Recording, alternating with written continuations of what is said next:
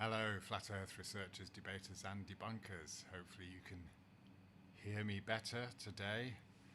Yesterday's stream was rudely interrupted by some technical issues, which I hope I've resolved now. So today we're going to have a look at a couple of videos just put out into the arena by people who have just done minimal research on Flat Earth and just made some assumptions in order to make a video and see if they can grab the algorithms. But they're always good to look at and point out where people are getting their thinking wrong or their beliefs. So this is why this one is titled something about the belief BS, Flat Earth belief BS. Enjoying a glass of wine here that my daughter brought back after playing a gig. Tio Chamwa, good morning from California. Good morning to you. Good evening here in Phuket. It's just gone midnight actually. So I meant to get this going a while ago. Yes, thank you. Well, thank you. Yes, family's all healthy, so that's always that's a wealthy position to be in. Leila Schmidt, have I said that right?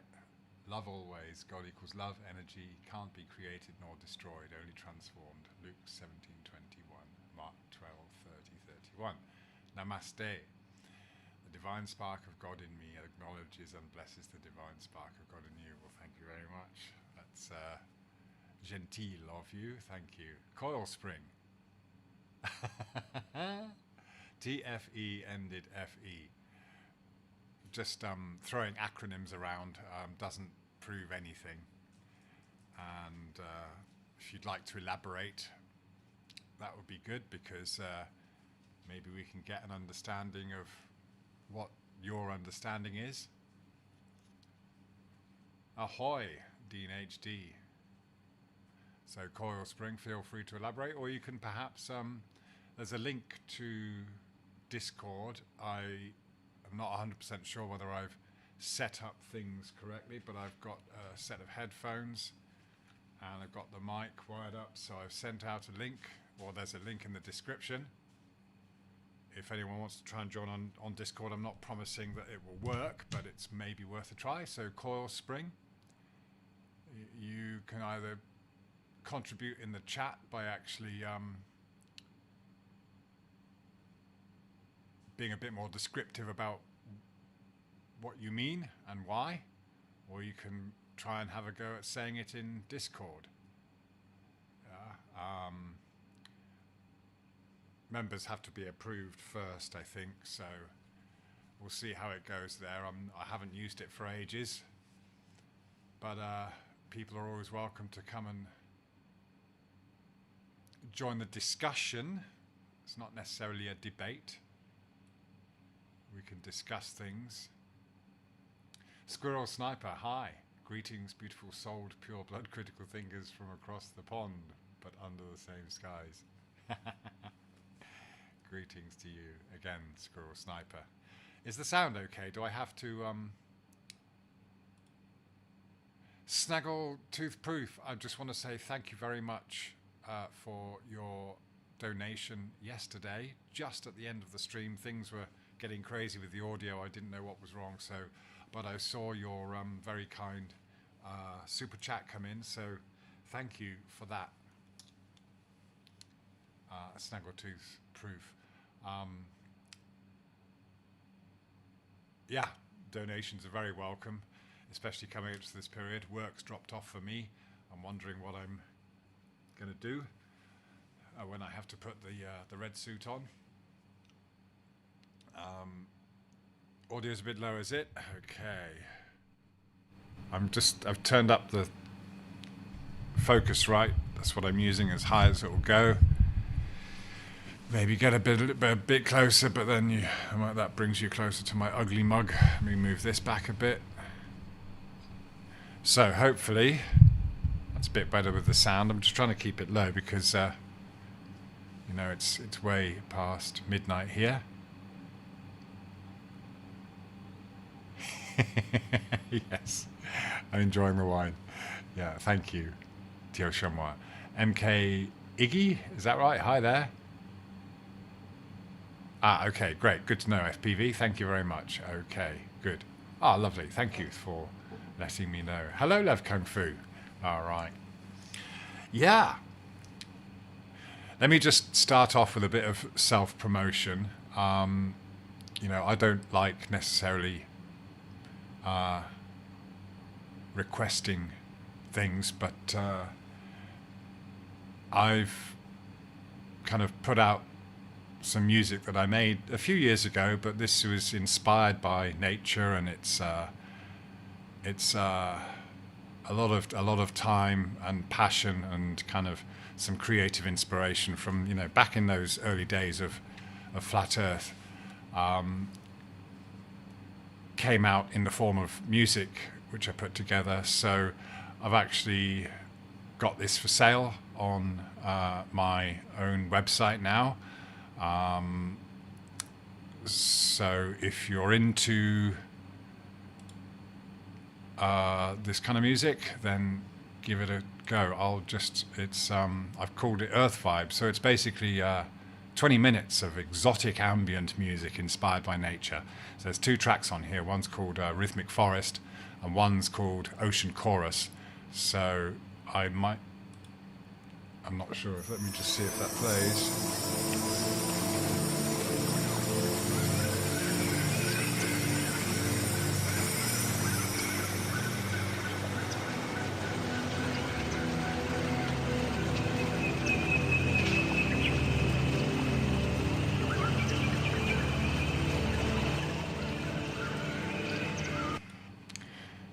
So these 2 clips are on the web page that's linked in the description. But this one, Rhythmic Forest, was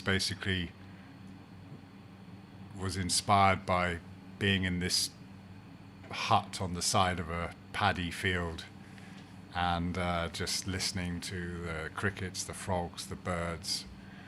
And after a while, you hear the different individual rhythms of each creature, but then after another while they really come together in some kind of like symphony. So just being there, without any other sounds, no traffic, no nothing, just in silence, listening to the life force kind of creating this kind of orchestra between them, among them, was very inspiring. So that was what inspired me for that clip, for that piece called Rhythmic Forest. Yeah, and it's about 14 minutes long, all told, and it kind of goes, it explores some rhythms, and you can hear the water and what have you, and there's some melody in there. So I'm not a singer, but so there's no, I never do vocals. It's all instrumental with sounds of birds and all these things. Yeah. And the other one is Ocean Chorus, and again, it's more about it's getting the inspiration from the rhythms of the sea. Yeah. And I managed to get some whale songs, so I'll play a clip of that.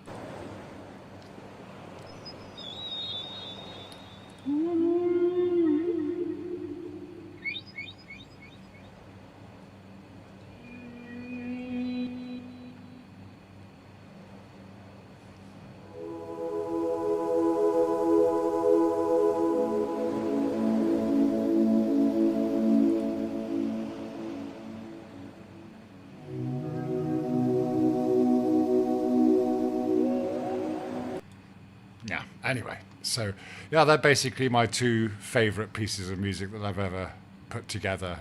I've done lots, but not all of it is the kind of stuff you want to really put out there, or it's just.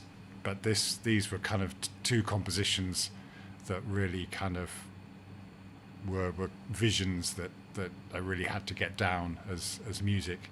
So I like to share it, obviously, and if you are able, it's one way to help me out and get something in return. For £7, you can go down there and just click on purchase, and a PayPal thing pops up, or you can pay with a card or whatever. So for the price of a couple of Costa coffees or Starbucks, you can have 20 minutes of this music, and hopefully it's something you'd enjoy. Yeah. So I'll leave that at your discretion if you want to do that. Let me then go to what I was going to talk about today, these shorts. I came across a couple of shorts. I'll just say hello in the chat.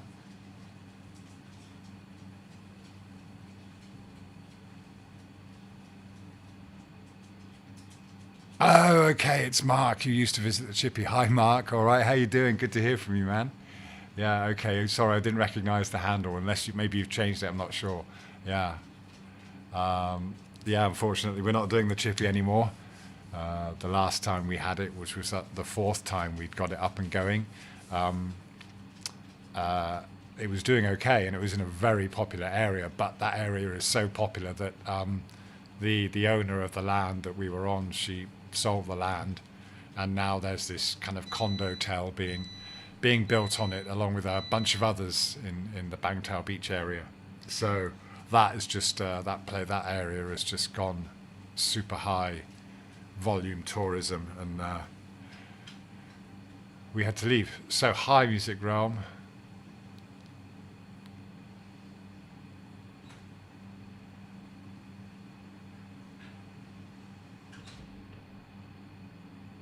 Salut from Finland. How do you say your handle? Varavoike. Recently watched your convo with Dell. Wow, but that must have been ages ago, yeah, that happened. Any update or follow-up from your perspective and or current belief system understanding regarding that, the Apuberta? Well, yeah, I suppose, yeah, it's a good question. And I suppose the point of this whole thing is to try and get away from beliefs, or getting fixed on a particular way of thinking. So my thoughts haven't really changed since I spoke with Dell, and I don't know if that was made clear or not, but I accept it as a concept. But then again, I don't really see that the whole idea of a Earth in constant motion would necessarily mean that we would feel weight, yeah, or that would be the cause of weight, and then of course acceleration, like the kind of the conventional, shall we say, flat Earth idea put forth by the Flat Earth Society, which is what we're going to look at today, because of these videos. That doesn't make sense either, because if you're the only way you can create constant acceleration, or that create that weight through movement would be through constant acceleration, but you're getting infinitely faster and faster and faster, so that doesn't work either, really. So I see, yeah, I get that you need a force, and a pushing force makes more sense than a pulling force, but yeah, I can't see that moving at a constant motion would create weight, because once you push yourself away from the surface, you're still going the same speed. The surface won't catch up with you, so you would then effectively be weightless. Do you see what I'm saying? If you were going along in a container and it was moving at a constant speed, then okay, at first you would be pressed against the side, but if you pushed yourself away from the side, like you can imagine just being in an aeroplane, but it's that kind of we're talking in that way, then, you know, there's this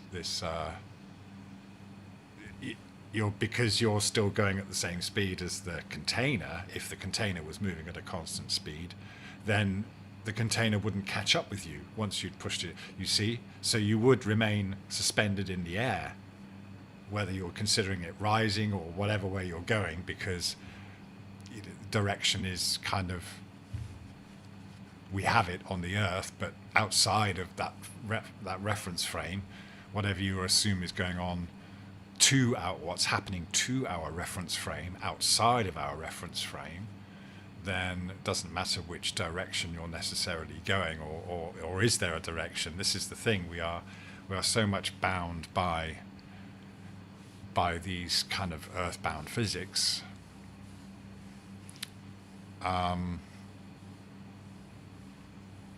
But things having weight doesn't really, you know, you can always imagine more than one scenario. So how do we prove one or the other? You know, or if there's not, if the Earth, for example, was moving in a linear direction at a constant speed. So as I said, that wouldn't, in my mind, I can't see that would work. That wouldn't work to create weight once you've jumped off the Earth. But acceleration, linear acceleration, doesn't work either, because you're just instantly getting faster. So circular acceleration, because acceleration means that you're changing direction. So although there's a constant rate of rotation, it's not a constant speed, it's constant acceleration, which is the only way that I perceive that you would be able to create a consistent weight against the floor with our container that we're in being moved, if it has to be moved to create weight. Do you see what I'm saying? Yeah. So as far as I'm concerned, if you are going to presuppose that the Earth, or gravity, our weight on the Earth, can only and ever only be due to some kind of pressure or movement of the Earth, then it can't be continually right. It can't be going at a constant speed, because that wouldn't give us weight once we got off the ground. We wouldn't meet the ground again. We'd just hang there. Yeah. And if it was acceleration, well, that just doesn't make sense. You're going to constantly accelerate. So the only thing left that would kind of work in that sense, in my mind, is rotation. But then that also has its pitfalls too, because you still have to have edges, and it can't be, you know, there are limitations to that. So that's my thoughts on that. And so I can't really, but I wouldn't make that claim either, even though that's the only option that I see in my mind. I don't see that we have to insist that the only way that weight can be created on the Earth is by the Earth moving. I can entertain it, and I have, and those are the conclusions I've reached in a, you know, on a conceptual level. But beyond that, what can any of us prove? So, yeah. Let me. Okay, thanks all for coming into the chat. Let me just go back and see what's happening.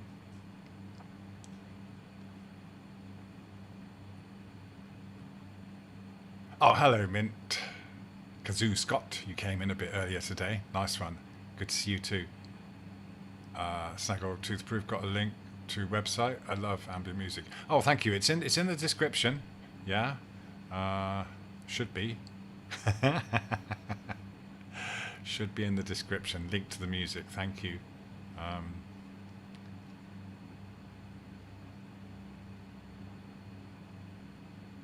Oh, thank you. Very okay. KS Rob. Why has everyone got such crazy handles? Pull is an actual thing in physiology. Del should know muscles contract. Yeah, I mean, I do. To be honest, I agree with Del's. How would we say it, decision, or that what push is, and there is no pull, because ultimately you've still got something that has to push on something. So I kind of tend to agree with Del in that respect. I mean, obviously we can say pull as a way to describe how you say bones being, muscles contracting, but there's still a way that you can see that as being push. Yeah. Stains 87, how about this? I'm not sure what you're talking about. Zeus Scott, okay. Emerald Rider, hello, Emerald Fire. I can't even say it now. Emerald Fire Horse Rider. Hi, thanks for coming in, man. Yeah. The Twiswad, hello. Stains 87. We take a string behind a boat, move that boat over Earth curve, and see if that string moves down to touch the bottom of a water lake we're going to cross. Yeah, the thing is, Stains, you're just, I mean, it's very difficult to keep a rope taut, especially between two boats. Yeah, I mean, it's difficult enough on land, and you need something very, very strong to hold it. So I think there are so many more modern methods available to us these days. Partly observation, but even whether it's especially some of these pilots and people with drones claiming to know that the Earth's curves just because they see ships disappearing at the horizon, even though they could test that and show that horizon would go above the object if they themselves gave themselves some height, and just made an effort to measure a short distance. I keep saying, 10 miles will give you 60 feet of curvature, which is, 10 miles you can, it's possible to track something that far and see a difference and make sure it goes horizontally and see if there's a difference in the, if there's a widening gap. Leon, Bristol, I can't remember his handle name now. He's suggested kind of you take a train and you take a boat and a car and some kind of aircraft or drone. You can have these things going along at the same time, and then they're all relative to each other, and you can see whether we would get any deviation, because remember, the Earth is also supposed to be spinning and things like that. So when if you're going through the air and you're going across the land as well, there are ways you could measure any differences that should occur, not just make excuses that it's all relative. Yeah. So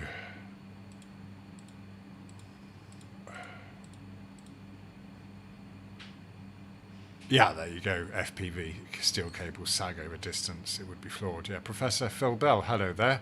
Do you feel yourself pressing down on your chair? It's a force. Alternatively, your chair is acting in an equal force on you. Yeah, Phil. I mean, there's nothing wrong with these explanations. I think some of you guys have got to get it out of your heads that we deny real-world physics. Nobody denies what we experience, and this is the whole thing. We all understand that there are multiple explanations or descriptions depending on what you presuppose. So all of this goes back to whatever you presuppose the Earth to be in the first place. And we've all gotten to the point where we realized that we had beliefs based on presuppositions, yeah? And when you go to investigate that and you try to prove and see if there's any fundamental proof of the presuppositions, then you can't do that.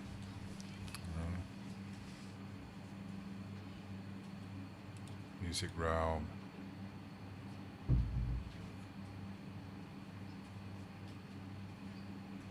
Because of your fish eyes, yeah. Hello, Gensouch. What's happening? Yeah. Okay.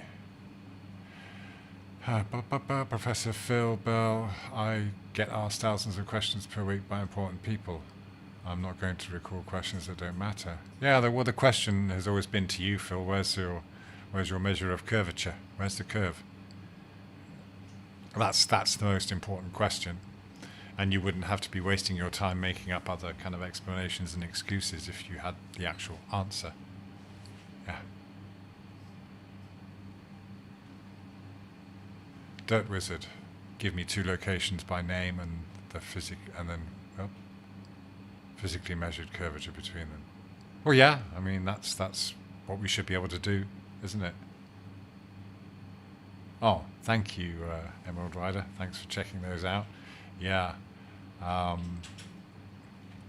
yeah, it was, like I said, inspired by nature, and at that time when you're really your mind, the mind is really just taking this in and really enjoying listening to and observing and just experiencing the real world. Yeah. Mojo Shop, hello there. Glenn, Sea Lightning, hello there. All right. Okay. All right, let's rock and roll. Let's get into this.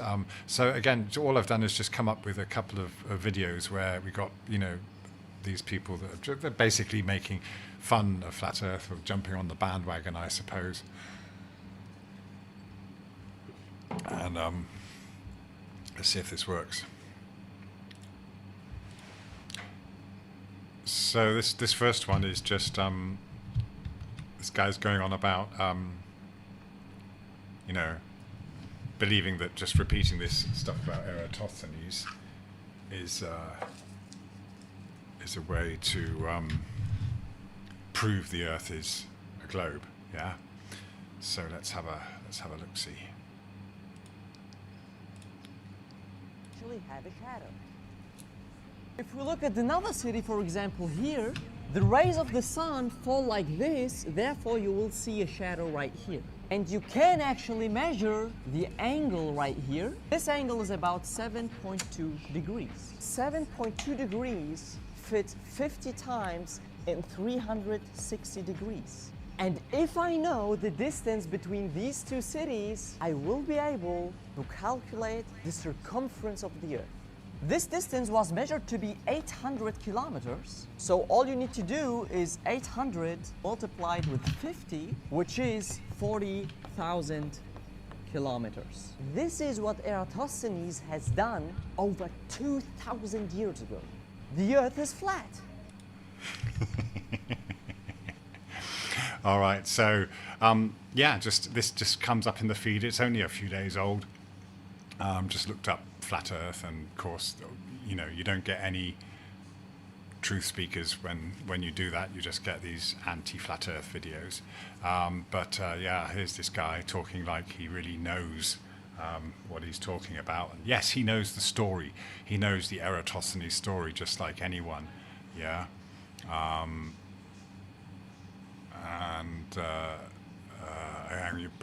I'll come back to you, Phil, because we're getting into this now. So let's just go through it and maybe just highlight a few things again. And Professor Phil, you feel free to actually listen to the points that are made.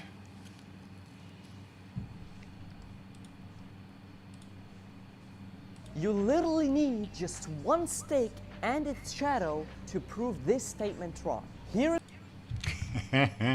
Okay, so yeah, this is the usual assumption that Eratosthenes proved the Earth is a globe, and you don't need anything else apart from sticks and shadows. Yeah, so they've literally relied on this as, if you remember, if you are someone who started looking into this after hearing about Flat Earth, and so you say, okay, right, let's research, let's remind ourselves how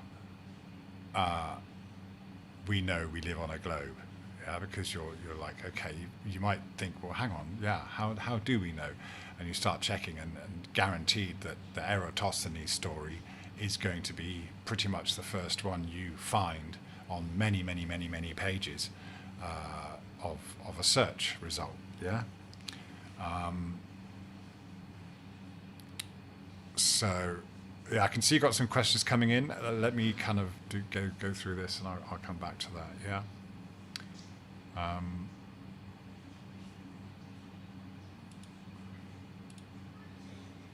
Here's the Earth, and it's a very special city. People found out that if you place something perpendicular to Earth, this something won't have a shadow. which means that this. Yeah, we all know that. You can, if once the sun is overhead, then you won't have a shadow. If it moves from being overhead, then of course you start to get a shadow. Yeah. The sun rays are hitting Earth at this position, perpendicular to. Okay, so there's an automatic assumption of what there? What's he assuming? Now, if he was going to draw a sun, he'd probably draw a small sun. He wouldn't draw a sun that is infinitely larger than the Earth, which is actually what he's presuming here because of these parallel rays of light. So there's an assumption of these parallel rays of light because of the, they're intertwined, this assumption that the sun is so much bigger than the Earth that we're just this thing receiving light that's just part of the beam, yeah, like a little seed in front of a torch or something like that, yeah. So these parallel rays, which doesn't really fit with the way light works at all, really, anyway, especially if it's coming out of a spherical object. It's going to be constantly diverging, yeah. But anyway, that's their assumption. Now you'll notice that they also have to assume this in like when you're talking about Polaris.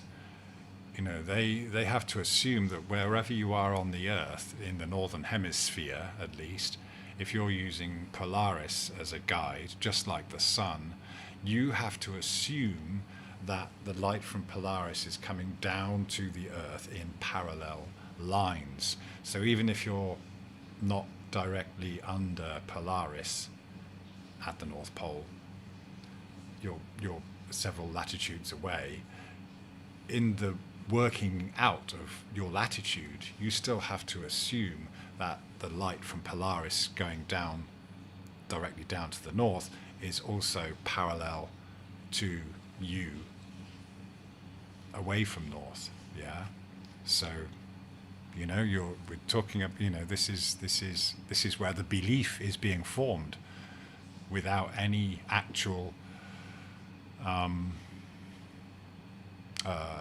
knowledge of what is truth, yeah. Again, he's not looking at he's going to look at shadows on the Earth. We all know this story, but it is important to kind of be really clear about why it's far from the truth. Okay.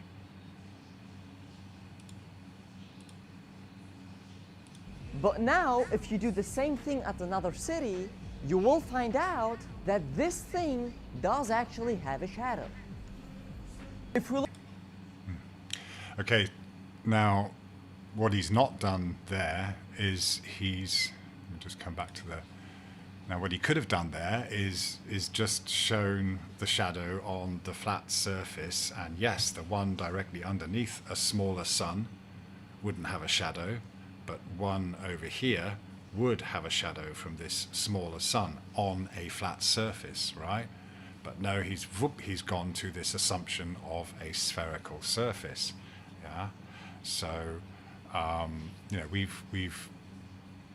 you can demonstrate this actually in reality, the fundamental aspects of the Eratosthenes experiment, just using a local light, just how it appears to us, yeah. We actually take how reality appears to us, the Earth, the sun, the moon, and the stars, and we can recreate it in this kind of profile view. You can actually do it, and it works. When people talk about angles and things like that, they work. Yeah, so the only reason to draw a circle like that is to kind of illustrate the assumption that's happened in the first place, yeah? Music realm, crepuscular rays, how do that work if they come in perpendicular to Earth? Good point. Yeah, because they do have that kind of spotlight effect. I mean, I know there is, especially on our very local level, that can appear parallel. You know, you've got, and the widening is more, the widening over distance is kind of more to do with perspective, isn't it? And the narrowing as it comes closer. But you know, that's it. What is light actually doing? It's, you know, they still can't describe what light is. I mean, we're taught to think of it as in terms of rays and straight lines and waves and what have you. But no, it's more of a fog of illumination. It's just boom. It's just there. It's not coming out in, you know, lines. You can never, because you can never really divide it up like that. Light doesn't really do that. It's yeah.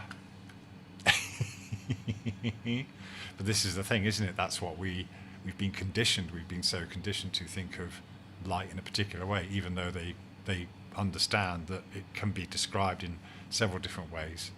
Yeah. And even when you talk about particles and waves and protons and what have you, photons, I'm sorry.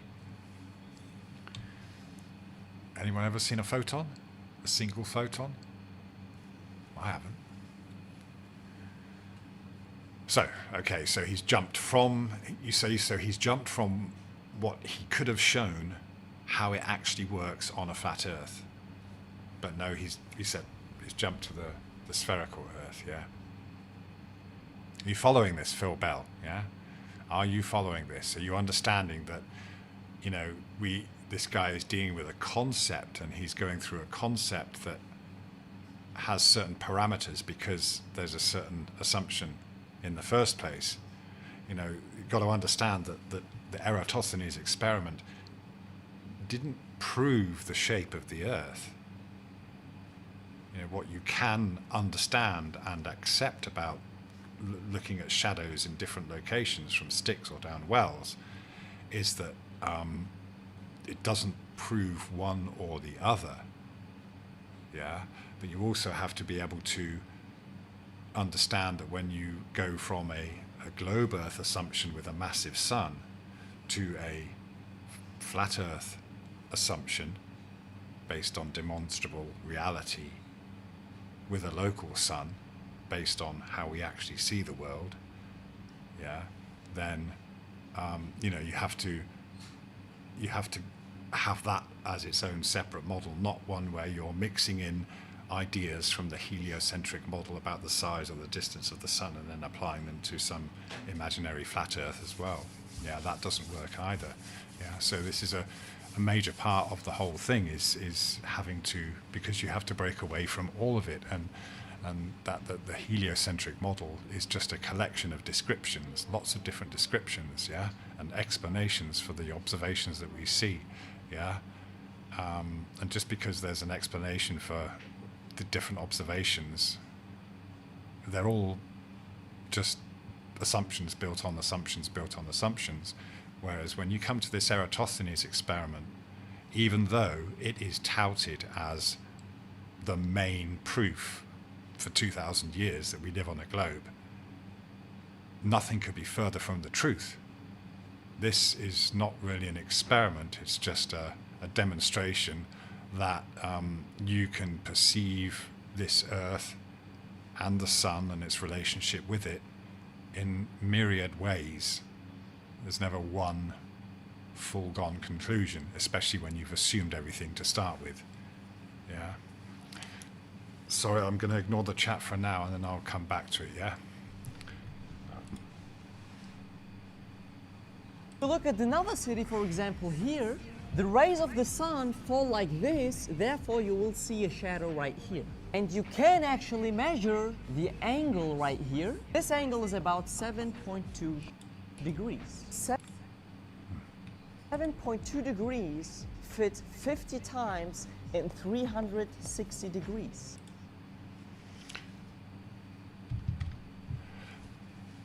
Okay, again, we've got maths that works, but of course, you know, you can also reverse engineer that, because what you need is that radius. So, okay, you've got the distance of a certain distance that you know, got these degrees, there's a difference in the degrees, okay, but then you know, then you have to have a radius, and yes, you can calculate that radius to get that portion of the circle that you need to have that angle, right? It's all calculable, because that's the magic of maths. You know, you can do that. You say, well, okay, if I presuppose a radius of this particular distance, then I can get that little section, and then 50 more of those sections will make the circumference of my circle that fits this radius, yeah? Okay. So, let's just finish this off. And if I know the distance between these two cities, I will be able to calculate the circumference of the Earth. This distance Okay. Well, I don't know. was measured to be 800 kilometers. So all you need to do is 800 multiplied with 50, which is 40,000 kilometers. This is what Eratosthenes has done over 2,000 years ago. The Earth. Okay. Yeah. So yeah, again, the calculations work, and you can get your circumference, but circumference of what? If it's a level Earth with a local sun, then you've got the circumference of a circle that follows the sun's path. Yeah. So it's just a circumference of a like two-dimensional circle, really, on the surface of the Earth. Yeah. But of course, you know, it's assumed in the globe model to be the circumference of a sphere. But you know, what you didn't have in the first place was an actual measurement of curvature. You had a measurement that could be interpreted in that way, and you know, created into 360 degrees and given a radius and a circumference. Yeah. So yeah, and then of course, you know, the usual thing that they'll say, oh, he was only 1% or 2% off or something like that, or 16% off. Remarkably accurate for his time. And that's, you know, the only improvements that have been made in that scientifically in the modern day are just the accuracy of being able to measure shadows or the actual position or the distance, right? But it doesn't change the fact that you know, you've just presupposed a whole bunch of things. So, yeah. Let me just go back through. There's quite a lot going in the chat. Let me see if I can catch up.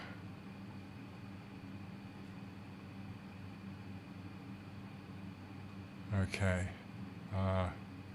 Jed MWHGF.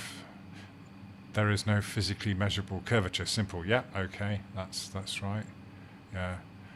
FPV, dumbest theory I've ever seen. It got worse. Glenn Souch, all right. He did ask you again. You can scroll up to locate his question. Okay, not sure if that was... Okay, was it thank you? I've been asking him for over a year. He knows what I'm talking... Okay, you're just kind of... You're having a bit of a tiff-taff with Professor Bill there, are you? Okay. Professor Bill, what you're saying there to see lightning? Voltage is the effect caused by moving electrons. Nothing absorbs electrons. Electrons are transferred in chemical reactions. See lightning, pick a word. On my channel I take the temperature of the sky with an infrared temperature gun. Clouds are warmer than the open sky. Beside it, I believe I'm taking the temp of the firmament. Oh, interest, yeah. Clouds are warmer than the sky. Beside it. If you're measuring... how far does that go, though? I mean... If you've got no clouds, how high does that make a difference about how high you're actually, or how far you're actually reading that temperature? But that's interesting. I know you've done. I mean, that's your focus, and it's cool. So it'd be interesting to see what else you put out recently. Emerald Fire Horse Rider.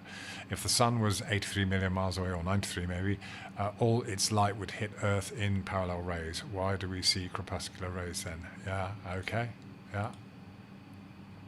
Right, Music Realm, I'm back down to where you said that. Mr. Infinite Finality, hello there. Thanks for coming in. All right. Glenn Souch says, except atoms and molecules gain and lose electrons.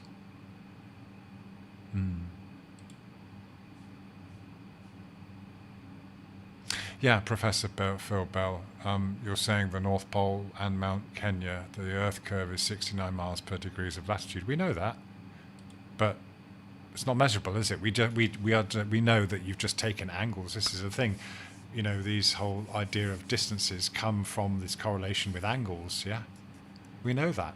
We know that, you know, that's how it's been converted into a circle, because whenever you're dealing with so-called globe Earth navigation, you're really just dealing with a slice, one line, yeah, and that can be just a string, yeah. It's not actually doing that. You see, it's quite simple, Phil.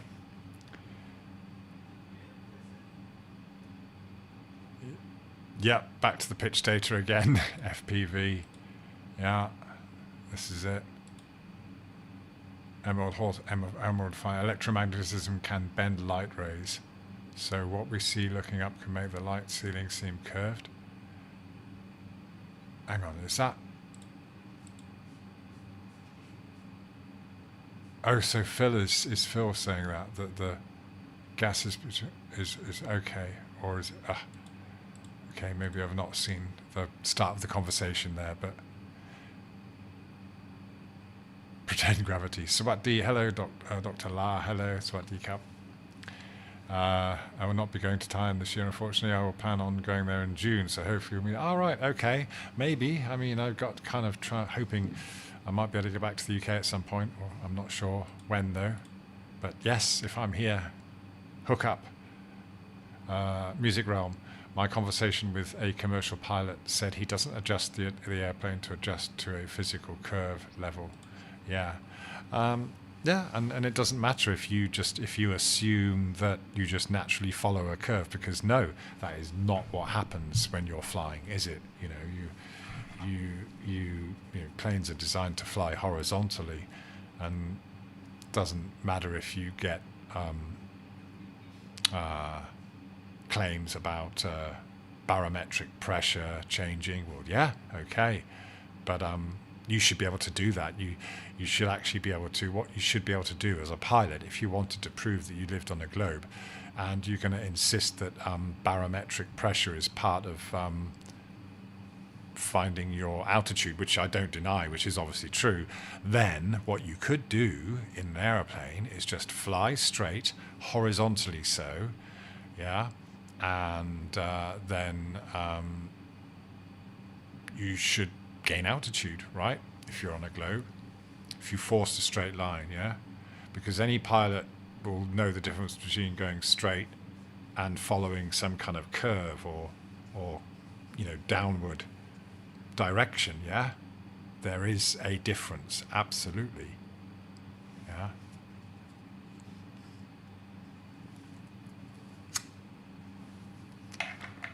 See, this is it. You know, if you guys, Professor Bill and Phil and all you guys, if you were really serious about proving a point, or if you weren't trying to defend a belief and you were open to having your belief changed, or even realizing that you hold on to a belief that has no real foundation, then you would actually set out to prove it for yourself, not for the flat earthers, not for your clan of globers, but for yourself, yeah? You just say, right, I'm going to find out for myself by any means possible, by whatever science I can put to use, and find out the truth. Yeah, but this is the thing, you see. We also see people just defending what they believe to be the truth with nothing but, you know, things like this, the got to point that way, the Eratosthenes experiment, yeah.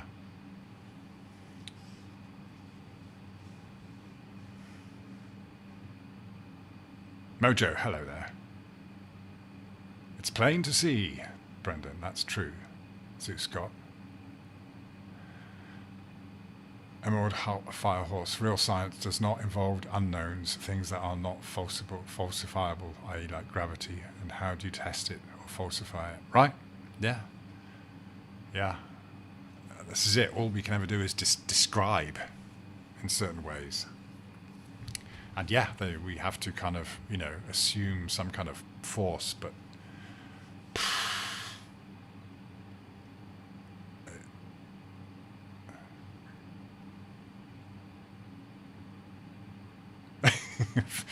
Dr. La, Phil Bell still chats skanking in FE channels. He's obsessed with FE. Yeah.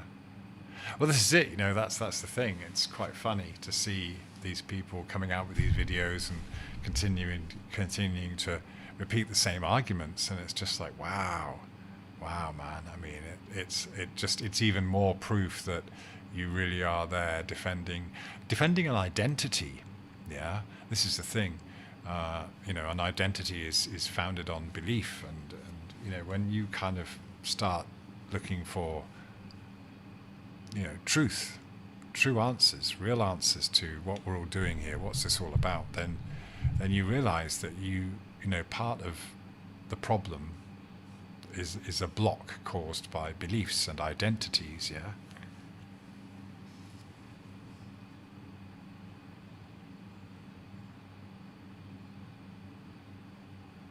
Uncommon sense, hello there.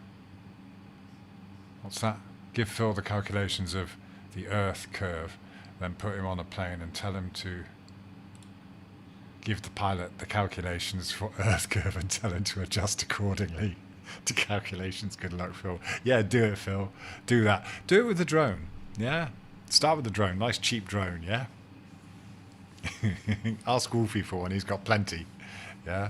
Say, right, we're gonna fly a drone and we're gonna follow the curve. I'm surely you could program a drone to follow the curve, right? Say, okay, every mile you go down this much, and so by the time you've gone 10 miles, you've gone down 60 feet. Yeah. And yeah, you could have a camera on it, and you could show all the stats of the altitude and the speed and all this stuff. Yeah. You guys, you're all smart people. Yeah. You could all put this together. Do it. Do it for us. Do it for yourselves.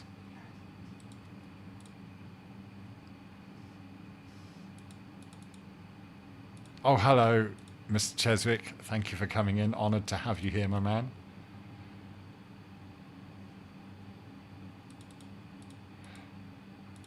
What's that music round? Give for? Oh no, I've read that one. Hang on a second. Sataloons, yes, Mr. Infinite, Mr. Finality. Oh, as on the Most High, hello again. Thank you for coming in again. Speaking of that, Professor, earlier this morning, over here in the northeast of the good old US of A, I saw a trail of lights lined up in a vertical line falling to Earth. Oh, cool. Do you know what it was? Or are you just kind of talking about how Starlink thing looked? Yeah, I saw something the other day. It was just very quickly, and I called the kids out. They didn't come out in time, but it was dusk, and I saw it was 3 lights in a triangle shape above the clouds, just moving silently and quietly. Wasn't an I see aircraft all the time because there's Phuket Airport, nearby. So you know what an aircraft, the aircraft, you can see them quite clearly. They've got the lights and they're flashing and what have you. But this was just silently flew overhead very quickly. I've seen it. I've seen that same thing a couple of times, and I've seen other things streak across the sky. No idea what they are.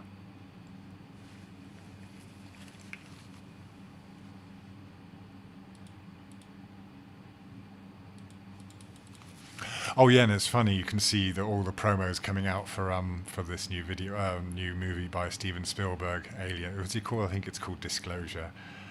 And I saw one post today. did Spielberg use real alien speech? And they're promoting the whole thing as like Spielberg trying to actually disclose what's really going on, and it's just like, come on, guys. So my response was, well, yeah, did Spielberg use a real shark in Jaws? Of course he didn't. So yeah, that's all being ramped up. So it's amazing. You can see just how influential these sci-fi movies are. Yeah, I loved E.T. I loved Close Encounters of the Third Kind. That was one of my favourite movies. Yeah, brilliant stuff. Absolutely fantastic storytelling, movie writing. Yeah, it just grabs you, and you're like, yeah, wow, imagine that. Yeah. But it's all just entertainment and distraction, as we all know. Yeah. What's that? As of the Most High looking into that, the internet claims that I observed was the Starlink satellites that were falling. I call this BS. Okay, gotcha. Yeah. Yeah, Satelloons maybe, as someone mentioned earlier. As of the Most High, first of all, why do they have the satellites grouped up and lined up like this, Professor? Why were they all falling to the Earth at the same time in a vertical straight line? Okay, Sea Lightning. On my channel, I show the $30 infrared gun. You show a $30 infrared gun. The firmament temperature straight up is -5 Celsius, okay, in the summer, and -60 in the winter. Nick, can you measure the temp in Thailand for an experiment? I don't have any infrared devices. I mean, I could give it a go, but I can obviously tell you the temperature on the ground here. But that's not what you're talking about. You're talking about up there. But yeah, I mean, if there's a cheap way of doing it, I'm certainly willing to contribute that. Yeah.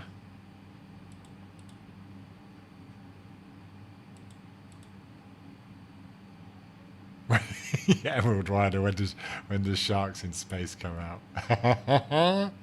Pretty soon. Well, yeah. But Aliens was a great movie as well, and that really embedded itself in our minds as well, didn't it? That whole sci-fi genre, and amazing though they are, and for their artistic, quality and all that, and just the storytelling. Yeah, that's really all they are. It's imagination's gone wild. Yeah. Reality is. I mean, reality is actually so much more curiouser than sometimes we imagine imaginary stuff to be. Yeah. There's so much magic going on in the world, and I suppose all of this that we're talking about is when heliocentrism kind of replaced geocentrism, and of course the prerequisite for geocentrism is that we are at the center of our known universe. Yeah, and there's nothing wrong with that, because it's not egocentric. It's more about, well, okay, we're in this place for a reason, and it's designed around us to support us and to support our life and have these life experiences, so it must have some meaning. Yeah, or even if we reach an understanding that it might or it might not have meaning, then, well, at least we can we don't, again, it's not, we don't stick to a belief in one or the other. We let our experiences and the magic of the world open up to us. And of course, a lot of the time it is a very evil place. There is a lot of evil and there is a lot of suffering. But like the Buddha said, we're all going to suffer just from living and breathing. So, for whatever reason that people endure great suffering, maybe there is a karmic process. Maybe you have to go through several lifetimes. Maybe that's, you know, that's part of it. For, again, to what ends? Who knows, really? Yeah. But I suppose part of this is just accepting that, yeah, life is suffering. And of course, it's very subjective. But this is the thing. Our everything becomes subjective, doesn't it? When your politicians are saying this, or you know, the advertisers are saying that, or people you revere are saying something, or cultures and religions, and they all become subjective rather than objective. When we should be just, you know, this is what truth-seeking really is, isn't it? You're taking yourself away from that subjective victim mentality, the protection of the ego, and all that stuff, and you're trying to shed the identity, shed the beliefs, yeah? And this is how we become liberated. And, you know, you can see that maybe that's part of the point. Maybe that's something we have to achieve in this lifetime, if there's only one, or in many lifetimes, if there are many. But, yeah, you could describe this as a hell on earth, but, you know, a lot of the time it will be subjective. Yeah, objectively, it just is. People are masochistic sometimes, they're sadistic sometimes. Yeah, they, for all a myriad, countless reasons, yeah. These are all aspects of life, you know, and creatures get eaten by other creatures, and we could end up being the meal of a shark or an alligator or you know, an alien. It could happen, and probably does, and all we know it does, yeah. But is that objectively evil, or just necessary, and just the way things are in this place where, you know, you need constant change. You know, one thing we can see and observe on this earth is nothing is stagnant. When things are stagnant, they rot and they die. Yeah. So in order for life to exist, there must be cycles, there must be movement, there must be flow. Yeah. But our problem as intelligent humans is that we overthink this shit sometimes, yeah? And we just become hell-bent on beliefs.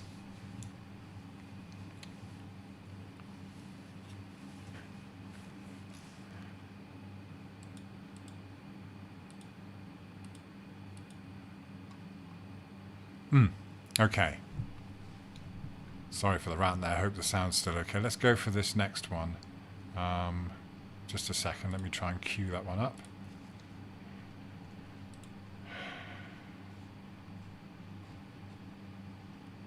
Bear with me.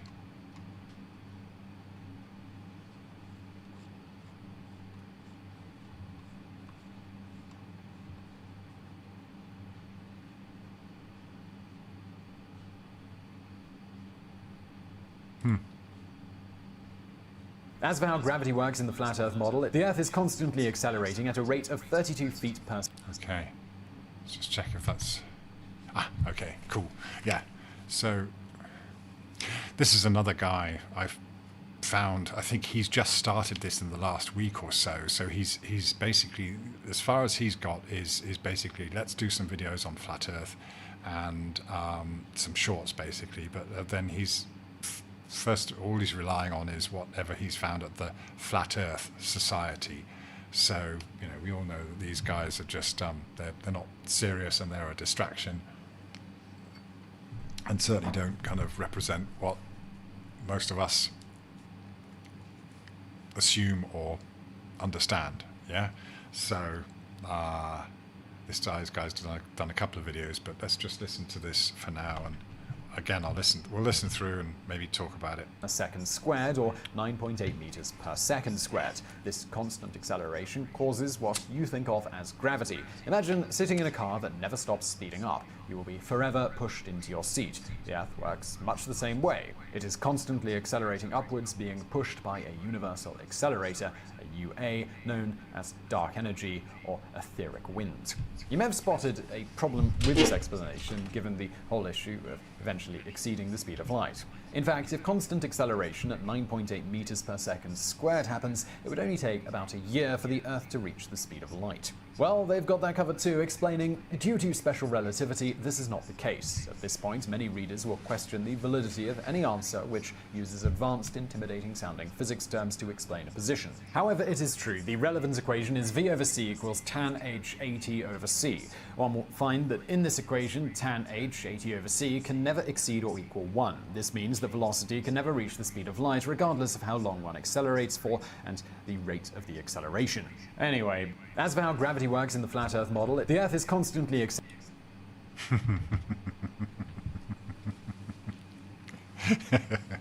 Yeah, he's kind of got a point.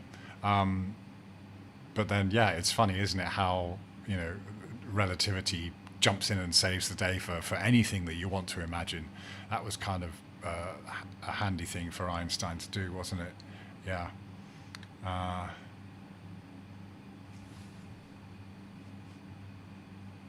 I'll just have a look at the chats a second.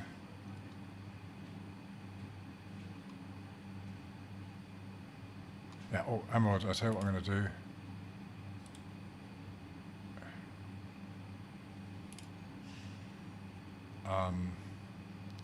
Damn, I'm sorry, I'm getting lost. Hang on a second. Let me not get distracted. All right, you're going underwater this summer and film the old castle blocks. Oh wow! So there's a castle underwater there, is there, with you? That's mental. Yeah. There's a whole village that was flooded with a reservoir in somewhere in Somerset. I know I've been there once and seen this kind of old church spire sticking up from the water, but people can go diving in there and stuff. That's just like, that must be fun to do. Yeah. Okay.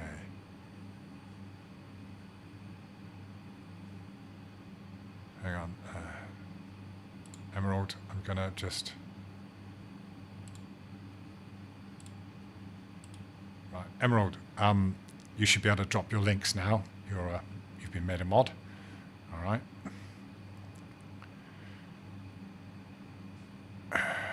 Mr. Cheswick couldn't give a toss about your gravity bullshit. Show me bendy 100,000 mile spinning oceans or get the fuck out of here. Yeah, exactly right. Yeah.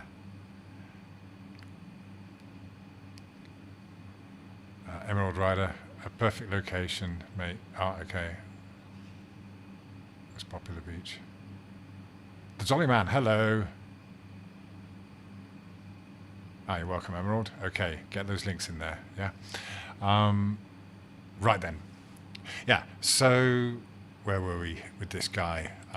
He kind of, yeah, as you can see, it's one of these very kind of heavily edited, clipped kind of things. It's just really designed to just try and get some kind of, you know, I'm going to talk fast and, you know, sound like I'm a witty guy and get some views from the Flat Earth bandwagon.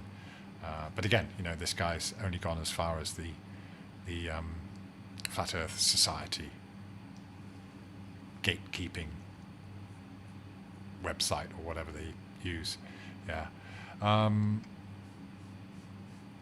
So yeah, I mean, it's obviously it's off-putting when you know people come out with this claim of what they think gravity is caused by, and this is a pitfall as well of going from the globe to flat Earth, because we don't need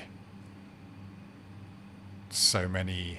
We don't, you know, because the only reason you need gravity, the only reason you really need to worry so much about this downward vector for weight is because we're supposed to be sticking on the outside of a ball. As we talked about last week, you know, this whole, you know, Newton and bringing up his marriage of geometry with mathematical formula, completely conceptual. This is what you've got to understand. It's completely conceptual. changing electrical force into a gravitational force with the inverse square law, just bringing these things together, which is clever, but it's still totally conceptual. And that was obviously what they really needed for the whole heliocentric globe model, because otherwise we know that in our reality there's no way that we would ever stick to the outside of a sphere, or that water would remain stuck to it and flow in some places but not in others. Yeah. So yeah, along came the gravity glue. So really, you know, that's a distraction. It's an additional aspect of the whole globe thing that they very much needed for their model. But with a flat Earth, when you're not making any claims about its size, its distance from the sun, its location in the universe, nobody's really that bothered about trying to explain how it works, because this is not a belief, it is not a religion, it is the opposite. It is getting away from belief, detaching from those attachments to the whole globe model, and you have to chip it away at it piece by piece by piece. Yeah.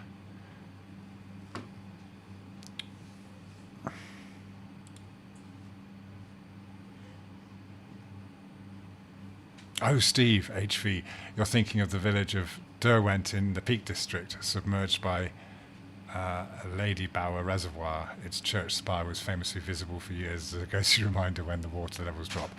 Yeah, but I think, because I've never been to the Lake District, so, or the Peak District, I think, but you maybe it's that one, yeah, but there may be others. But yeah, thanks for that, Steve, HV, and thank you for coming in. Good to see you. Yeah.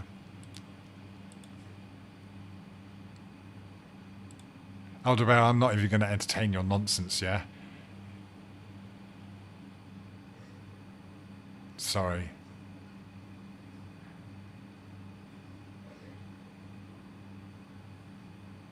Because Elderbear came in last time talking about changes in elevation. So, yeah. This is the thing. Water flows downhill from a higher to a lower elevation. So you got to fit that into the globe and be able to demonstrate the difference between horizontal water, contained horizontal water, which is what we see and experience, and curved uncontained water not flowing. Yeah, it's a physical impossibility. And you know, geometry, imaginary geometry and mathematical formula about forces don't prove anything. They don't demonstrate anything that would have us assume we live on a globe. Yeah, for a globe you need curvature. That's it. You need it. You need to be able to measure it everywhere, and you need to be able to show that water is curving, going to a lower elevation, essentially, from wherever you are. You could have people at the either end of a canal or a lake or something, or whatever you like.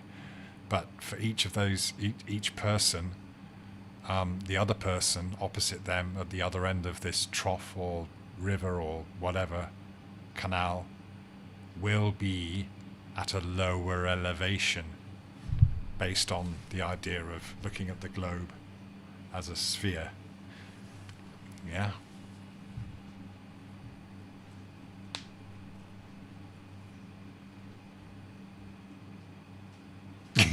FPV, yeah, they can guess the weight of your left cheek using globe science.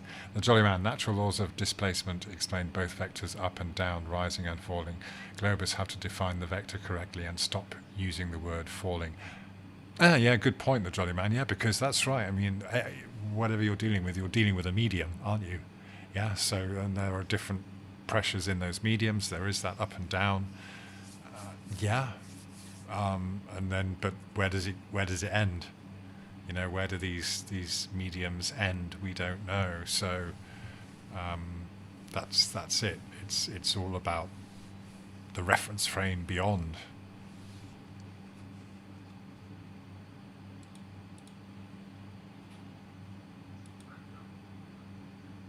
Steve HU, while Somerset has beautiful churches like St James Church, Upton, which has a notable tower, it's not known for a submerged spire in a lake. Oh, okay. Okay. Oh, thanks. Yeah, it's been so long, Steve. I just remember going, a young age, going to some place, so it could well have been that.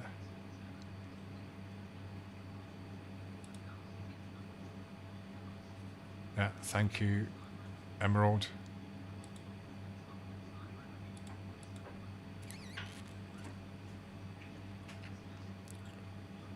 Truth Earth. Truth Flat Earth. Hello, truthers always say south is down. Do they? South is not down, north is not up. That's true, yeah, true, but then you've said truthers always say south is down.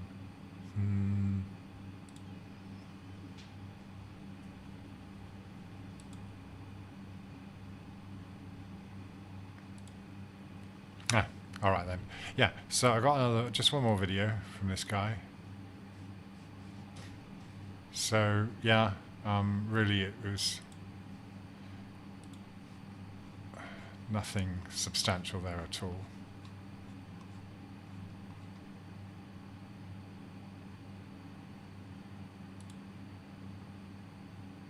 As for the issue of someone with even a halfway decent telescope being able to see the spherical nature of other planets in the solar system, including them spinning away, the Flat Earth Society claims planets are orbiting astronomical objects. The Earth is not a planet by definition, as it sits at the center of our solar system above which the planets and the Sun revolve.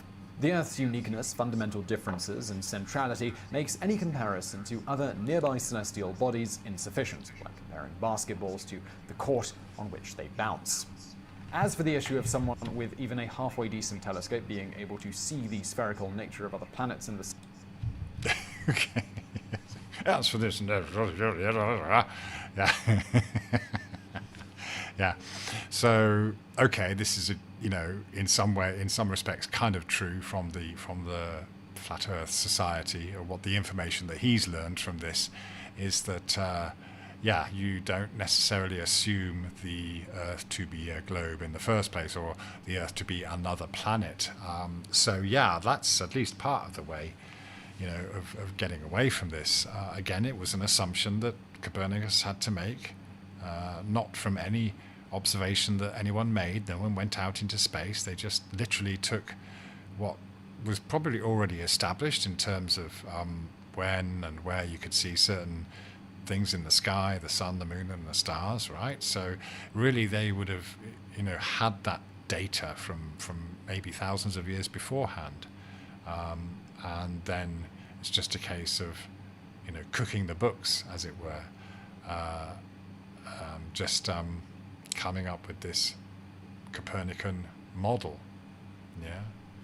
Because, and there's nothing wrong with that. It's essentially... What's wrong is just like a lot of these things that are invented or cooked up, is that we are told that we must accept those things as our reality. No, you can accept them as a concept, and then you can go about doing some real science to actually prove the concept one way or the other. Yeah, but not pass off mathematical concepts as truth. Yeah, as your God. Yeah, because they like to say, mathematics is the language of the universe. But the thing is, you can make a painting and you can mathematically describe how that painting has been done, the outlines, the angles and things like that, but that's not what the artist was doing. The artist was just like, I'm gonna paint. I'm going to let my creativity flow. Yeah, and then, okay, some mathematical way of reproducing that can be done. But the maths did not create the art. Maths doesn't create anything. You know, it's the other way around. Yeah, the creating of these very, you know, these patterns of ratios and whatever. Okay, yeah. They're just ways of describing what's already been created. Yeah.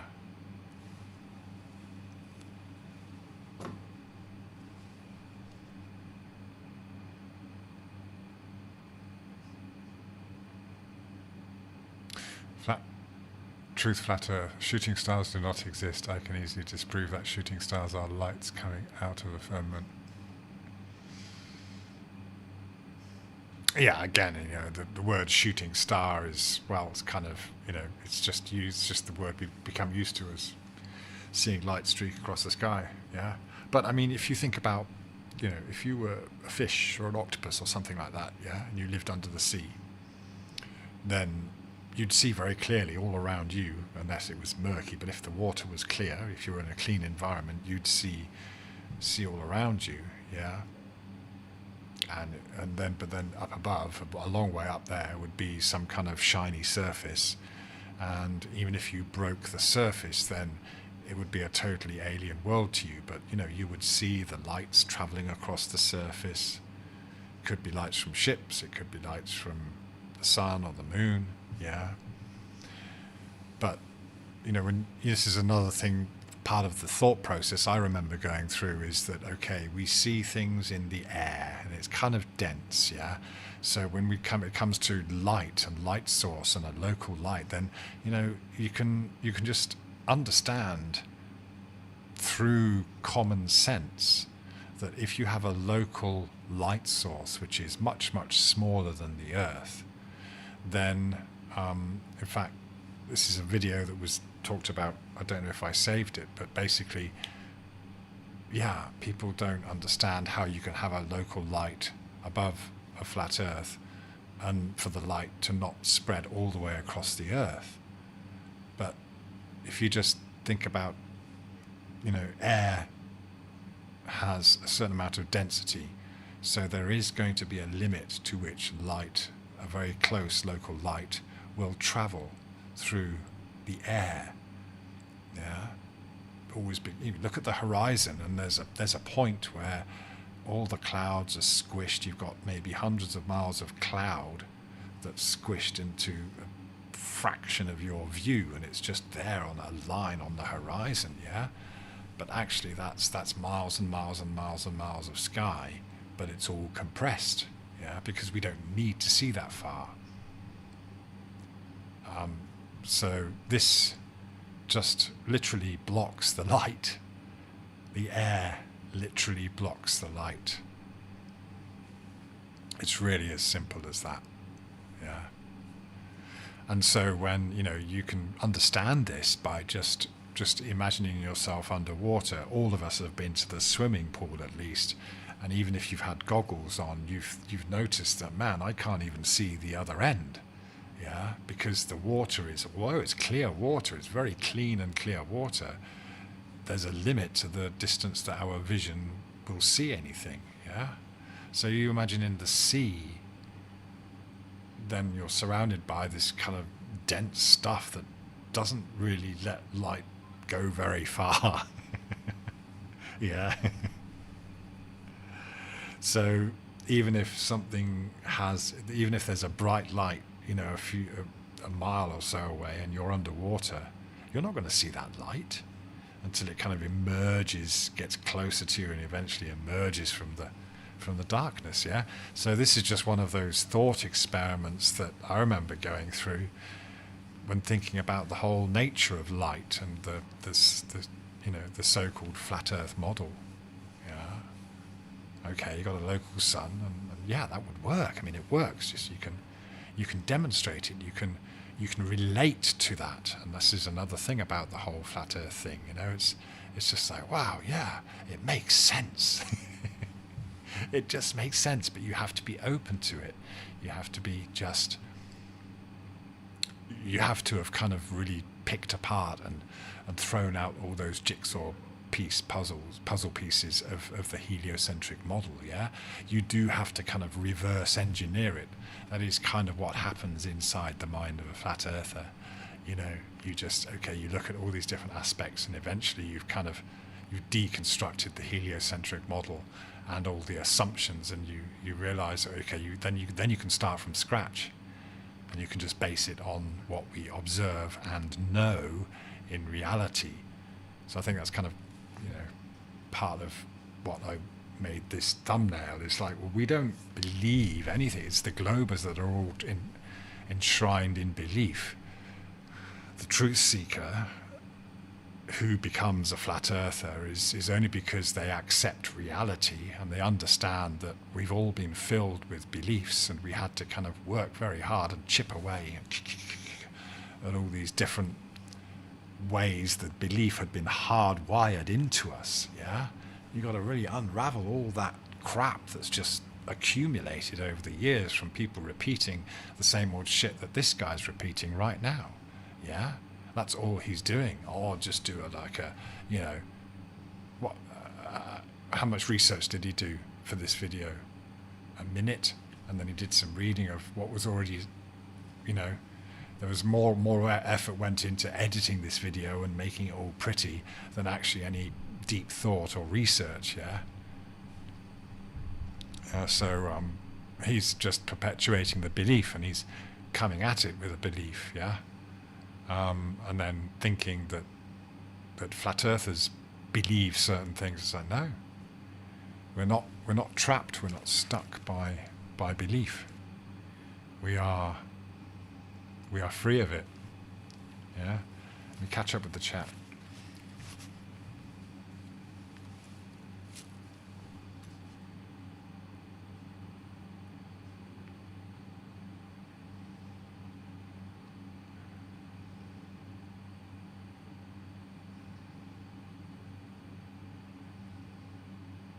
Such a lot.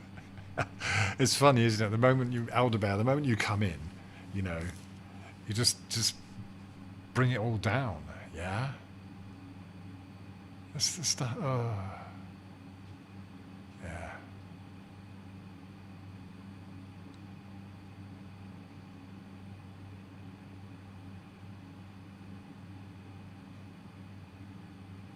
Yeah, you're not trying to learn though, Elder Bear. This is the thing, you're having a go at Emerald there and talking about this would be a good place to learn. Well, it would be, yeah, but you have not shown any signs of wanting to learn anything. No, it's been the opposite. It's like, oh, I'm gonna teach you this, and I'm just gonna say stupid stuff and ask silly questions and make ridiculous demands. Yeah.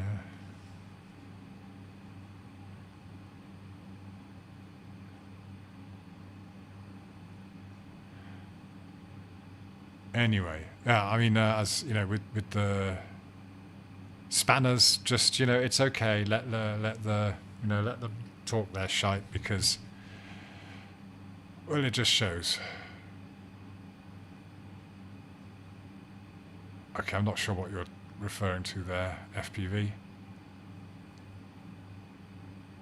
Okay, as on the Most High, we don't call the force of magnets a theory for a good reason, because it's real force. You call gravity a theory though, because it's not a real force. You can use gravity to explain things that you use gravity to explain things that don't. I think you ran out of space there, but yeah, gotcha. Things don't make sense to me, I say God. When things don't make sense to you, you say gravity. Yeah, that's right. It becomes that religious thing, doesn't it? Yeah, that's right, Emerald. When people kind of this is one of you're right. It's one of those tactics, isn't it? They say it matter of fact. It's this, it's that, and you again this appeal to authority, which is something we have to be very aware of. Yeah, I'm having to talk very quietly now because I'm kind of in a space that's where other people are sleeping now.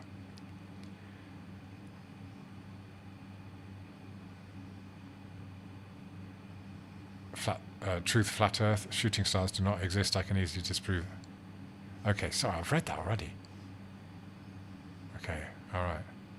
Sea Lightning, Phuket Wood. I am the voice and witness in Mikey Smith horizontal opposed recorded Sirius, Betelgeuse, etc. with a green coil, white base and twinkling colours. Okay, yeah, I did see some of Mikey's videos there. Looking, yeah, I mean, when we look at stars, it's so, yeah, what are we looking at? What are we looking at? I remember years and years ago, some guy, this is in the early days of the internet, before ever knowing about flat Earth, some guy taking pictures of what, looked like structures up there, big alien ships and what have you. And I suppose what he was doing was he was actually taking photographs of stars, and they were having, yeah, maybe there is some just kind of giant construct up there. We just, yeah.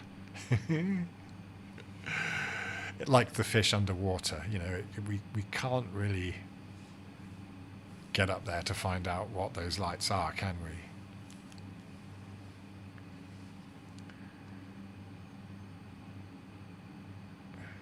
Oh, is Chilster in the house? Hello there. Yes, still on. Okay. Chris Conley, hello there. All right, yeah. Let me just see if that guy's got that other video.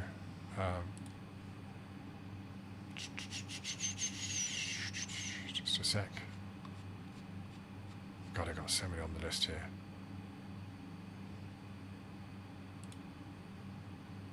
How do you explain night and day? You see, there's a problem with it if you believe in the flat Earth.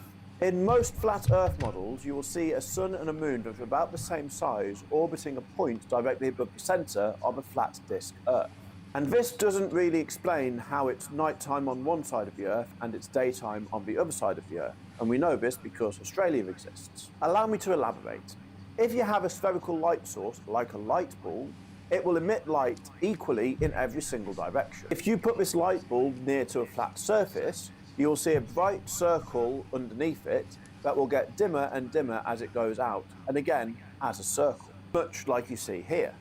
Now, one immediate problem with this is that it means that certain points of the Earth are either going to be constantly illuminated or constantly in shadow, depending on the size of this circle. And we know that that's not the case. Another problem is that in order to accurately reflect where it's night and day on the Earth, the shape of the light emitted from the sun has to be non-spherical, which is just weird and impossible physically. But not only that, to accurately reflect where it's night and day on the Earth, throughout the year that shape has to change, which again has no physical mechanism.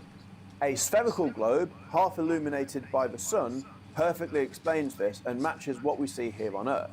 It also very accurately allows for the time zones that we have here on Earth, so that when it's afternoon on one side of the Earth, it's midnight on the other.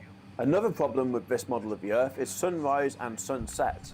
The sun, in this model, would not really set, it would just sort of move away from you and then it would come back. But it wouldn't sort of change elevation or altitude, it would just sort of circle in the sky.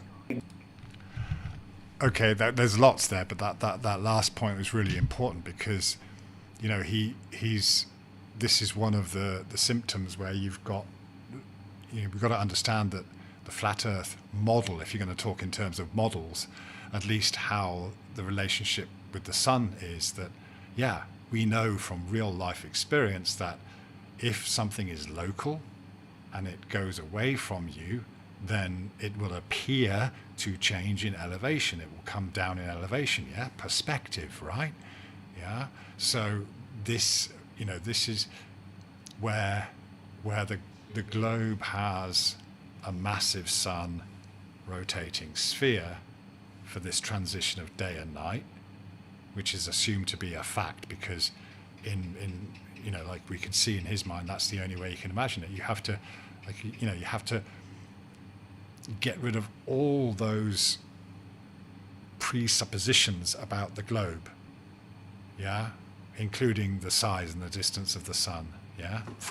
Put it all out away, and don't transfer particular aspects of the heliocentric model over to the flat Earth model. Yeah, so this is it actually, I suppose, it is a very important point of you know, the one thing that you've got to add in reality. Basically, you've got to add in the way we observe reality, and say, yeah, that's how the sun and the moon and all the other stuff moves above flat Earth.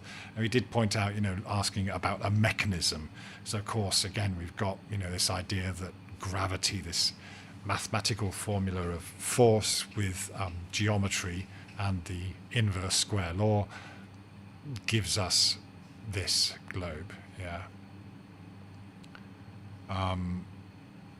But I've kind of lost my train of thought there. But yeah, the perspective aspect of it. This is something, of course, which is not at all part of the heliocentric or globe model.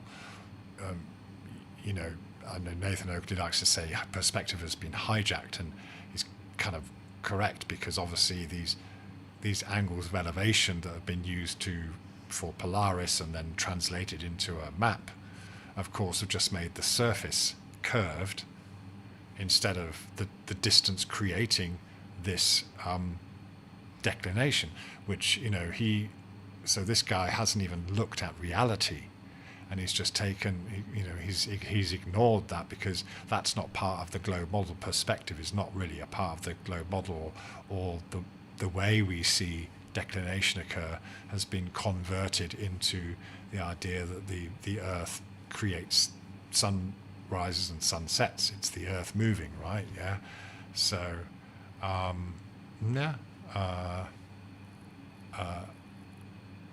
it's just another example of how, still, if you're going to talk about a flat Earth model, compare it with a globe Earth model, then at least get it right. Have an understanding of what a so-called model is. Yeah, and we also understand that models are, that's what they really mean. That's what, when globers talk about a working model, they are literally talking about this predictability of sunrises and sunsets. They're not talking about doing anything in reality that involves going down and around a curve. Yeah. None of that happens in anything, in engineering, in aviation, or construction, or whatever. Yeah. There's no curvature accounted for. It's just what we were discussing earlier. If there was, then account for it. But it's not. Yeah. A few more comments.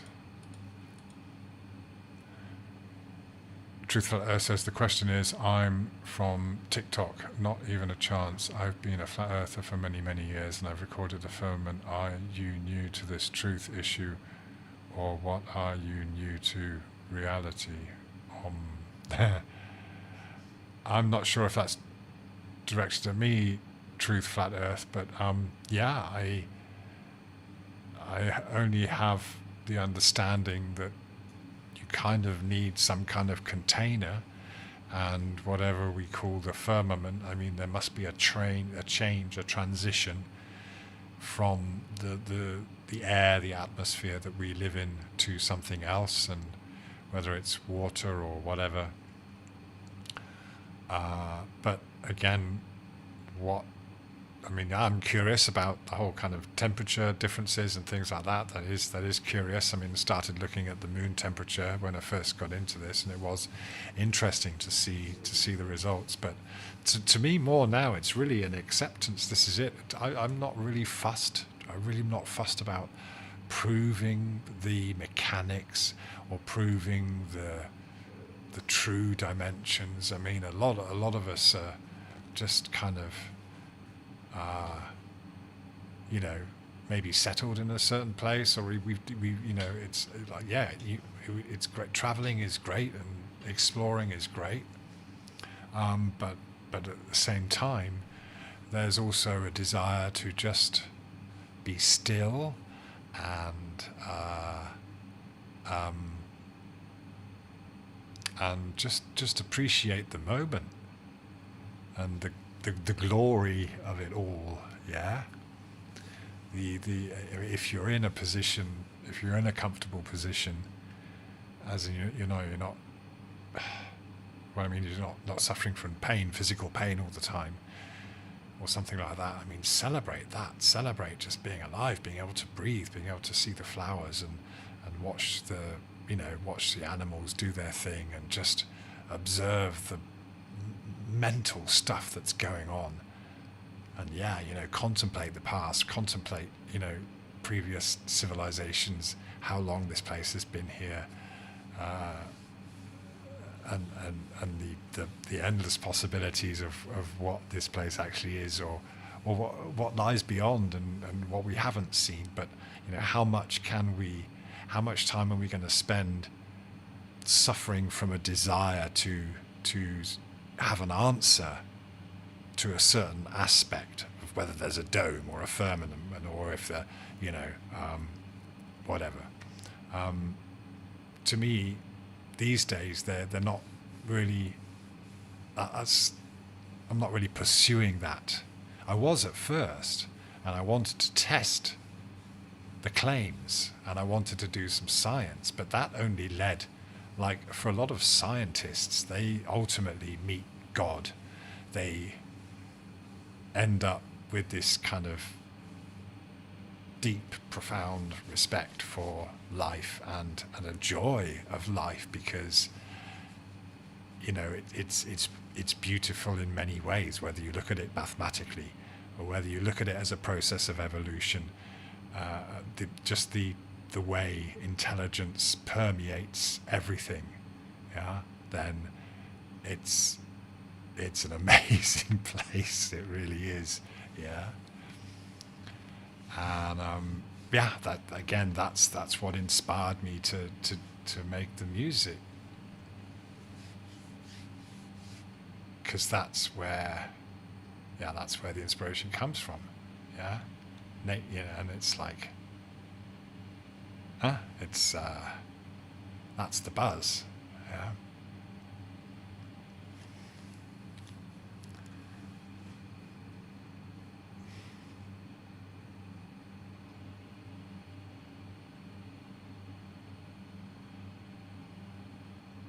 Just going back to the comments. Josta Deduct saying, is our atmosphere acting like a prism? I do wonder about that, and if you can just kind of get similar effects, can't you? Just shining light through water, and then that can take it in directions, and I believe that's quite possible, especially when you talk about the when people come up with these. Someone said earlier on, didn't they? That's right. So that's a good point. Someone said earlier on about TFE destroying flat Earth. And it's like, well, what? Because you apparently observed a sun in somewhere that you believed to be a polar opposite to the North Pole, and you believed you were upside down. Well, this is it. I mean, something like a prism effect up there, in this glassy, firmamenty kind of thing. Yes. Once you understand that this place has been created like a vivarium, to sustain life and decay, and it's more about sustaining a life cycle, right? That's what we see nature doing. That's what we see the Earth doing, is sustaining a life cycle of birth, growth, death, decay, to feed the new birth. And look at how we're destroying it with chemicals and all these other kinds of things. But when you just work with nature, and you keep to the manual labor, you plant your seeds, you let the cows and the buffaloes plow the fields and drop their droppings and fertilize the soil, and then you let the ducks come in and eat away at the bugs that would otherwise eat the crops, and you just this symbiosis. I mean, so that it just, when you really come back to Earth's reality, Earth's rhythms and the seasons, and just the way things work, then yeah, that's when we do become, what's the word in the Bible about man being not a custodian over all creatures? Someone will come up with it. Yeah, there's something in the Bible about, you know, man being like a what's the word? Not an overlord. Having some kind of command over animals. It's in Kazoo Scotty Dog. What's that? The true nature of God is a circle of which the center is everywhere and the circumference nowhere. I love that. That is the esoteric nature of the whole thing, isn't it? Yeah, you know.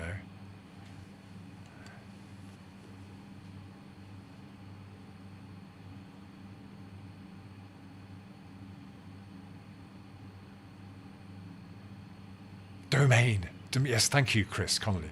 Man has dominion over the animals. It's basically something like that, isn't it? You know, and the kind of, yeah, that's, I mean, we do farm animals and things like that, but there is a way of working and living in a symbiotic relationship with animals. And of course, you know, you can leave the eating of the animals of each other. You can leave them to it, the grass and the beetles and the ants and the bees and the butterflies and what have you. You know, I mean, simple things. When you have crops, if you have a garden, then it attracts butterflies and it's pretty and everything, but the butterflies lay eggs and then the caterpillars come out and they eat all the stuff, you know, and then you've got this ruined crop. But what you can do is you can have a kind of, you just develop a relationship where you're saying, okay, I'm going to protect these flowers and crops and vegetables, but I'm going to leave 10% for everything else. Yeah. So, you know, in that sense, you would have dominion over the animals. You're saying, okay, this bit's mine, but I'm putting some work in here, but I'm sharing it with you, and you carry on doing your thing as animals. You can come to the plants and plant your eggs and lay your eggs, and you can, you know, feed yourselves with it and things like that. And yeah, I mean, and really, what more is there to life than living like that and living in the moment like that, where you might have a cow and you milk it, but then the cow's chomping away on grass and, you know, having a whale of a time and doing its thing and maybe making more babies and, you know, whatever. I mean, just yeah. What more can you really achieve with excessive wealth and stuff? Yeah. In the global matrix.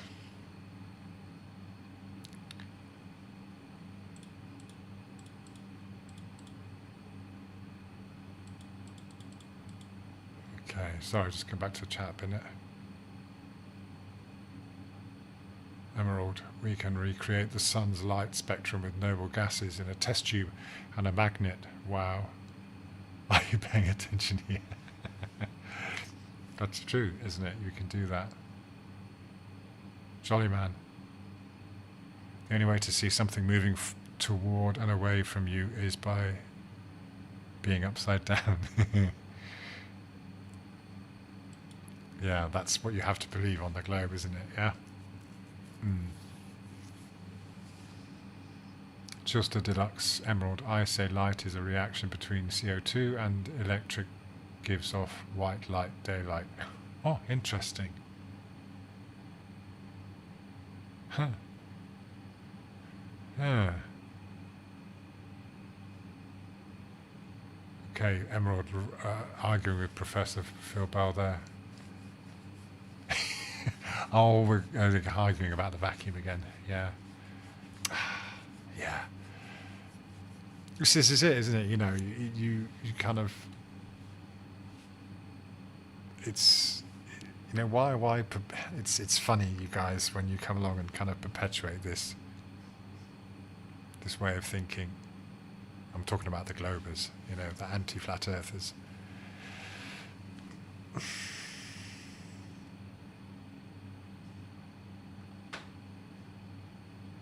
Because it just, you know, it just kind of continues to, you know, it doesn't matter how much you labor these things that you believe in, it's just becomes apparent that it is a belief. Yeah.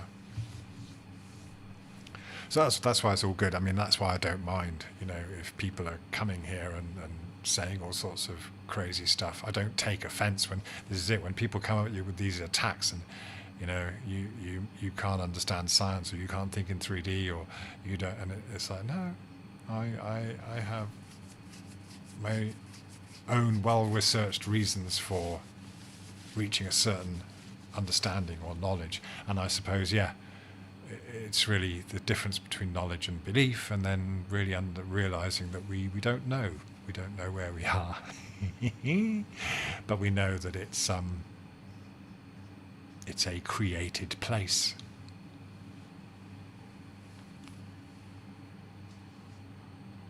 What was this? Okay, you share a link, shut him up. Okay. Music realm, right? Okay. Man, you see, yeah, Phil's just kind of like, this is it. I mean, Elder Bear, okay, all right. You say I'm not an anti-flat earther. I'm just asking questions about your claims. But this is it. You see, you're just, you know, what claims? I'm not making any claims apart from telling you how we observe reality. And then it's, you know, you guys are the ones making claims and you can't back them up. Yeah, but then you're not here to ask those questions and listen to the answers. I mean, this is what we've been talking about today is Flat Earth 101 with these silly videos, yeah? But you haven't got past that stage, yeah? For most of us here, this is just really asinine stuff that we know is the way most people think if they haven't actually thought properly about where we are and how we came to believe where we are. Yeah. Okay, Sea Lightning saying, look with decent binoculars, look at the star Sirius. You will see the most beautiful, vivid colours ever. Oh yeah, I know. I mean, I've done it with my camera and stuff. Yeah, it's I love it. Yeah, and I remember very young. I think I probably was looking at Polaris because it would always be in the same place at night. But I was in England at the time. I would look out my bedroom window, or maybe there were several stars. There was always a couple that really stood out to me, really shone, and I used to love looking at them and with whatever, yeah, whether it was just with my eyes or I was fascinated by it. Yeah. Amazing things. And then of course, you know, you're told that, oh, those are actual suns with planets around them and millions and millions of miles away, or there might be entire other galaxies and things like that. It's like, well, yeah. No one's ever proven anything really. But yeah, I agree. It's beautiful. It's fantastic to watch. It's awesome. Chris Conley, you have a passion for electrical engineering and physics. I took a deep dive the past 6 months. Okay, all right. So, but you're, it's amazing stuff. I mean, can you draw any real conclusions about that having anything to do with how it all works here? Emerald Rider, do you remember Dan Dimension's channel? Can you play the vid I linked? It's only 6 minutes. He needs to see it. Where did you link it? Okay, hang on a second.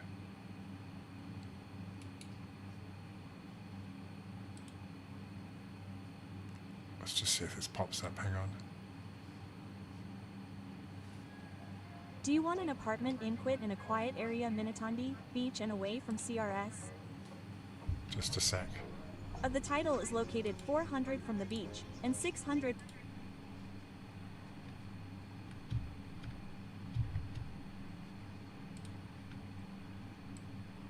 Sorry, I gotta move things.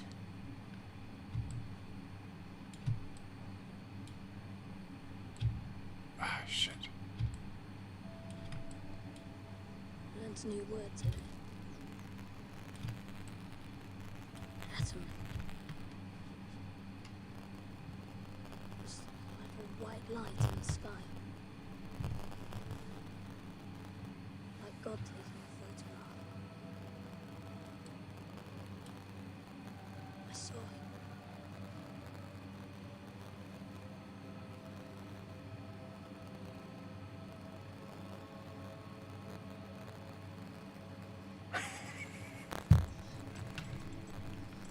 I can bring everyone back.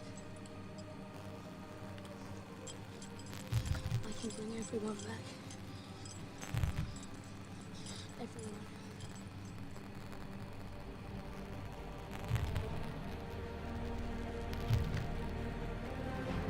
Sorry.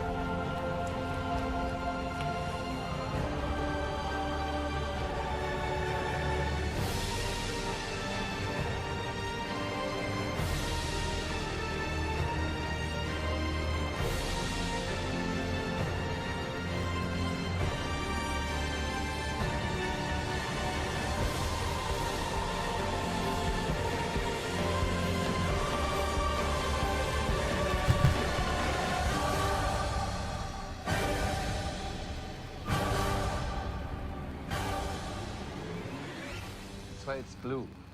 Because it's lonely? Very clever, but no. The air forms billions of tiny pockets that scatter the light from the sun.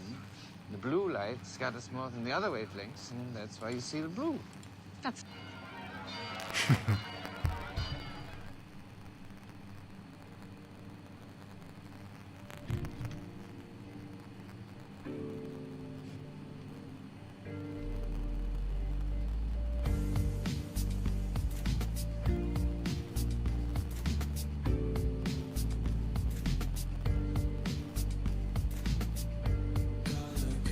Just to keep me sane. My world is finally starting.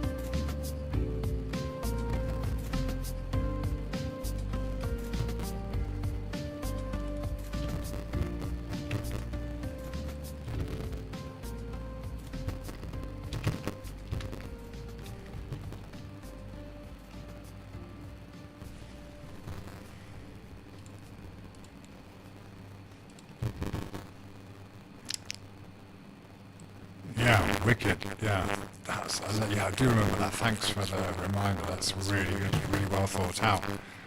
And it's yeah, it makes sense. I remember it making a lot of sense when I first saw it. And yeah, it's true, isn't it? Because as he's shown us, it's demonstrable. Yeah. And cool. Yeah. Yeah.